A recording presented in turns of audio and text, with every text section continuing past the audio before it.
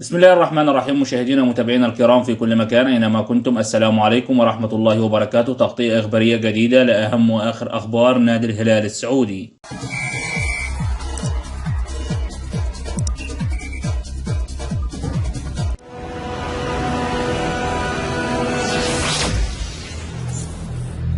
كشفت تقارير صحفية عن أهداف نادي الهلال في فترة الانتقالات الشتوية الجارية وسط مساعي نادي الهلال للتعاقد مع ظهير أيسر أجنبي جديد ليحل محل ياسر الشهراني. وذكرت صحيفة ليكيب الفرنسية أن نادي الهلال دخل في مفاوضات مع لوكاس ديني المحترف في صفوف أستون فيلا، وكذلك مع رافائيل غيريرو الذي انضم إلى بايرن ميونخ الألماني خلال الصيف الماضي، ولم يتمكن من اللعب كثيرا بسبب الإصابات المتكررة. ويرتبط كلا اللاعبين بعقد مع أنديتهما حتى عام 2026، بينما يسعى نادي الهلال لحسم إحدى الصفقتين على سبيل الإعارة مع خيار الشراء النهائي. وبخصوص مسألة بديل نيمار، تلقى النجم البرازيلي نيمار مهاجم نادي الهلال تحذيرا طبيا من العودة سريعا للملاعب بعد إجرائه عملية جراحية في الركبة اليسرى. وذكرت صحيفة جلوب البرازيلية عن خضوع نيمار للاستشارة بعد الجراحة مع الطبيب الذي أجرى له الجراحة في ركبته. وأكد الطبيب لنيمار أنه لن يشارك في بطولة كوب أمريكا 2024 مع منتخب البرازيل، حيث لا يزال العلاج الطبيعي والبرنامج العلاجي على حالهما، ولا يتوقع أن يتعافى نيمار سريعا. كما أكد الطبيب المعالج للاعب أن عودته سريعا للملاعب تحمل مخاطرة غير ضرورية، ويتوقع جاهزية اللاعب للعودة مع بداية الموسم الجديد. وعلى جانب آخر، يستمر الحديث بشأن إمكانية انتقال محمد صلاح نجم ليفربول الإنجليزي إلى نادي الهلال السعودي خلال سوق الانتقالات الصيف المقبل. ويرتبط محمد صلاح بالانتقال إلى نادي الهلال في الصيف المقبل، بالإضافة إلى نادي الاتحاد الذي نافس على ضم اللاعب المصري في الصيف الماضي. ووفقا للصحفي الإنجليزي الموثوق ديفيد أونستين، فإن صلاح ما زال لديه الرغبة للمواصلة مع ليفربول لعدة سنوات، لذا فإن مغادرته غير مؤكدة على أي حال. كما أنه من المتوقع أن يقدم ليفربول عرضا لمحمد صلاح بتجديد تعاقده مع الريدز حتى صيف عام 2027، أي لمدة موسمين إضافيين، مع تحسين راتبه السنوي الحالي البالغ 13 مليون يورو. وفي سياق آخر، كشف مصدر صحفي هام عن تطورات جديدة بشأن الكرواتي لوكا مودريتش لاعب فريق ريال مدريد الإسباني خلال الساعات الماضية. يذكر أن لوكا مودريتش أحد اللاعبين المتوقع انتقالهم إلى الدوري السعودي للمحترفين مستقبلا، نظرا لخبراته الكبرى وتاريخه مع فريق ريال مدريد. ووفقا لصحيفة آس الأسبانية، فإن لوكا مودريتش رفض الصيف الماضي عرضا بقيمة 300 مليون يورو من نادي الهلال، كما أن العرض المقدم لمودريتش كان لمدة 3 مواسم، والراتب المعروض عليه كان يساوي 100 مليون يورو في العام الواحد. ويعود سبب رفض مودريتش لعرض نادي الهلال دون تردد لأنه يرى نفسه غير مضطر للقيام بهذه الخطوة، وكان هناك تفهم من جهة النادي السعودي لهذا السبب في الوقت الحالي. واختتم التقرير الصحفي الوارد في الجريدة الإسبانية إلى أن إدارة نادي الهلال السعودي تنوي تقديم عرض جديد للكرواتي لوكا مودريتش من أجل ضمه في الموسم المقبل عقب انتهاء عقده الحالي مع نادي ريال مدريد. وفي نهاية هذا الفيديو لا تنسى عزيزي المشاهد دعمنا بلايك وشير للفيديو، وشكرا والسلام عليكم ورحمة الله وبركاته.